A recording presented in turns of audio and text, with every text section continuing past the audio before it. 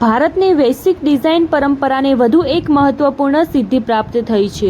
અમદાવાદ સ્થિત INI design સ્ટુડિયોના સ્થાપક અને સિનિયર પ્રિન્સિપલ આર્કિટેક્ટ જયેશ હરિયાણીને Royal Institute of British Architects દ્વારા ઇન્ટરનેશનલ ફેલો તરીકે સન્માનિત કરવામાં આવ્યા છે.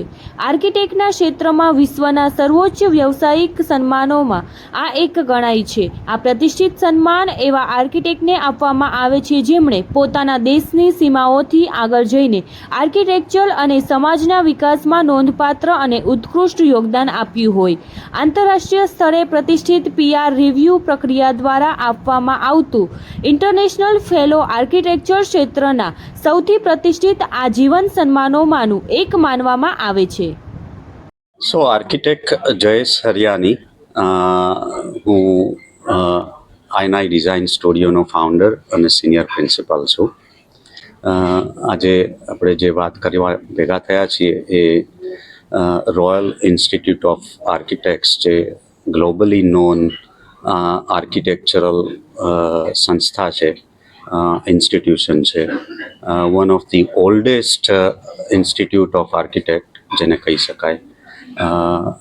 એ રીબા દર રેગ્યુલર ઇન્ટરવલે પ્રોફેશનલ આર્કિટેક્ટ્સને એમના જે કામ કર્યા હોય એના ઉપરથી પિયર રિવ્યૂ જે લોકો આખી જ્યુરી કરી હોય એ લોકો સ્ક્રીનિંગ કરીને સિલેક્ટ કરે જે આર્કિટેક્ટના કામ એમને લાગે કે આ ગ્લોબલ લેવલના ઇનોવેટિવ અથવા તો આર્કિટેક્ચરલ ફેટર્નિટીને ગ્લોબલ લેવલે કોન્ટ્રીબ્યુશન એક લેવલનું આપ્યું હોય, એ લેવલના કામ કર્યા હોય કે જેથી સોસાયટી, સસ્ટેનેબિલિટી, એન્વાયરમેન્ટ, આ બધા લેવલને વણીને આર્કિટેક્ચર વર્કનો પોર્ટફોલિયો ગ્લોબલ લેવલે આપ્યો હોય એમને રેકગ્નાઇઝ કરવા માટે એ લોકો ફેલોશિપ એટલે કે F રીબા એવું એક ટાઇટલ આપતા હોય છે. સો એ ટાઇટલ જે 2 દિવસ પહેલાં એ લોકોએ એનાઉન્સ કર્યું,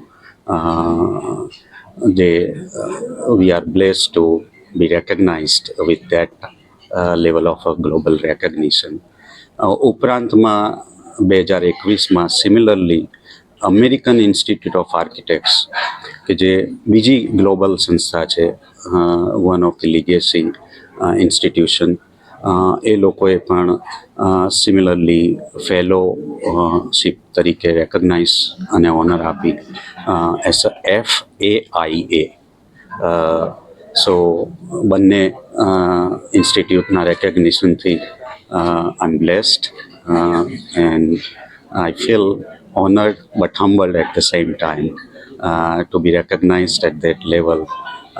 There is an entire team behind it. It's not just my recognition, and everyone has contributed to this.